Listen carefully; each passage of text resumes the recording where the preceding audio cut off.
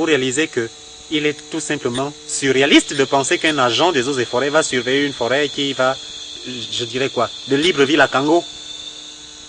Ce n'est ni humainement possible, ni techniquement possible.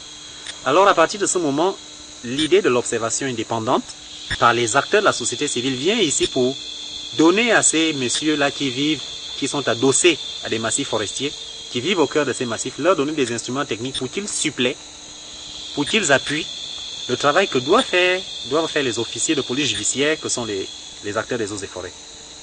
Les agents des eaux et forêts étant des OPJ et les acteurs de la société civile ayant bénéficié de cette formation qui leur permet de reconnaître avec efficacité un acte relevant de l'illégalité, d'être capable de le documenter.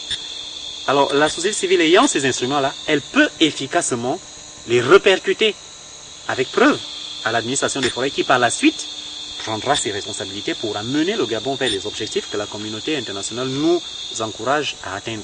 Lutter contre l'exploitation forestière à notre niveau, de manière directe, c'est difficile.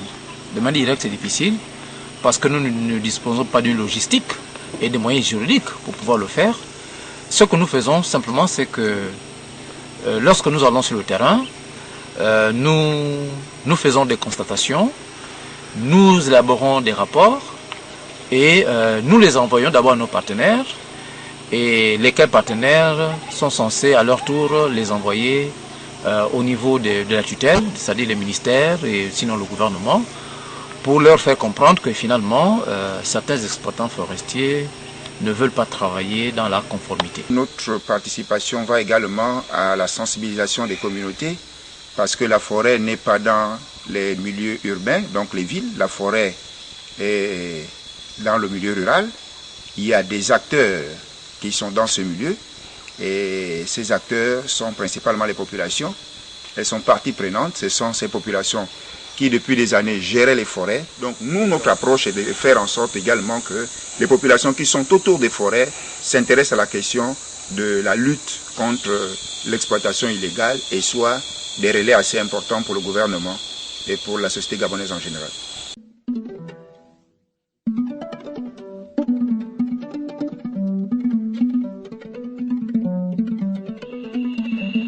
Elle demande également l'insertion dans l'accord de partenariat volontaire entre le Gabon et l'Union européenne d'un texte réglementaire relatif à la sécurité et à la santé au travail.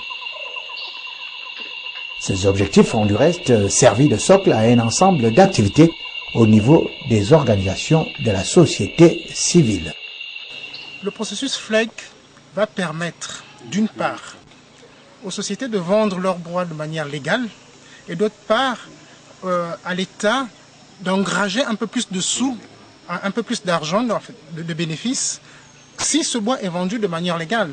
Aujourd'hui, nous savons que même s'il est vrai que la majorité du bois vendu en Europe ou en Asie est de manière officielle, mais il y a plusieurs circuits d'irrégularité qui font en sorte qu'il y a un manque à gagner dans les caisses de l'État.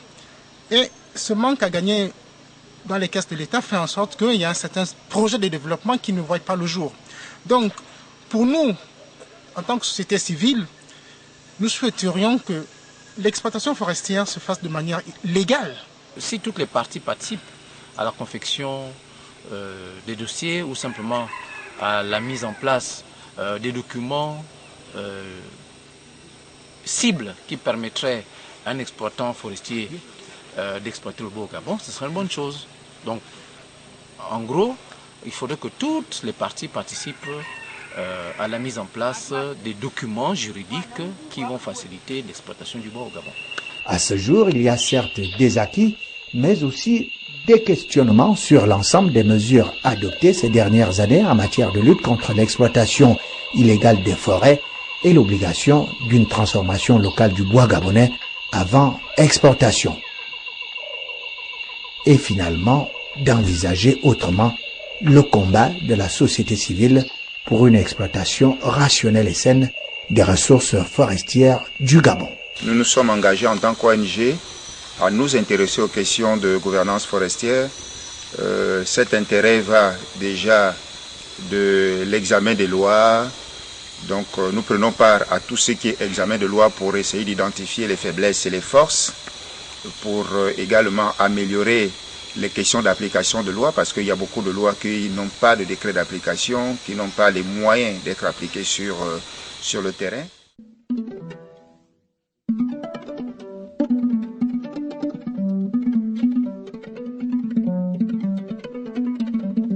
La lutte contre l'exploitation illégale du bois va d'abord être planifiée par nous et par les autres organisations partenaires, déjà par un plaidoyer.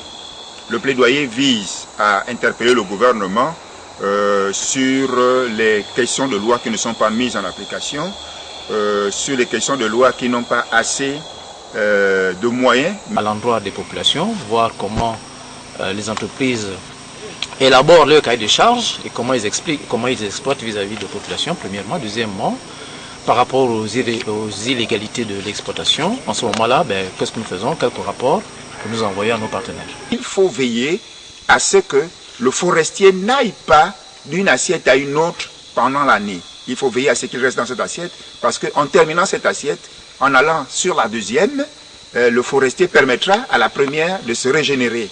Et c'est cette stratégie qui a été mise en place par la loi forestière, et simplement il faut veiller à ce que le forestier ne se mette pas à saccager la forêt, respecte exactement les textes, et nous, notre rôle est de faire en sorte que ce type d'illégalité ne soit pas constaté chez les forestiers.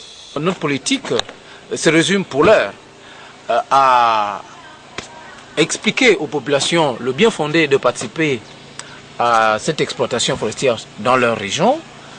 Nous proposons dans les jours qui viennent avoir, avec nos partenaires bien sûr, comment mettre en place des associations, pas de lutte, mais plutôt d'observation de l'exploitation. Parce que ce soit nous, société civile, que ce soit les populations, aucune des parties n'a, cette force de pouvoir dire à un forestier de ne pas faire ce qu'il veut faire.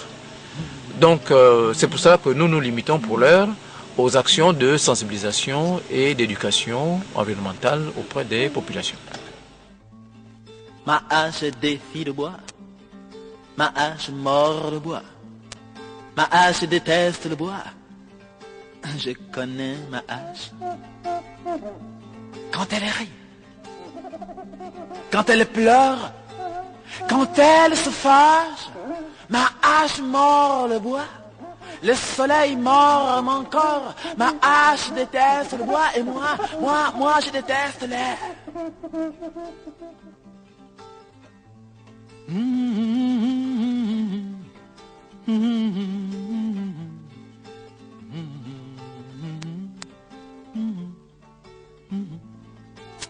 La journée est longue, mais moi je ris. La journée est pénible, mais moi je chante. La fin du mois est stérile, je bosse. La fin du mois est stérile, je chante. Mes poches sont vides, je chante. Mes journées sont rudes, je chante. Je chante. Mes doigts sont en sang, je bosse. Je n'ai point de repos. Je n'ai point de sommeil. Mes nuits, des cauchemars, les pleurs des enfants qui ont faim et qui veulent chaque jour un peu plus.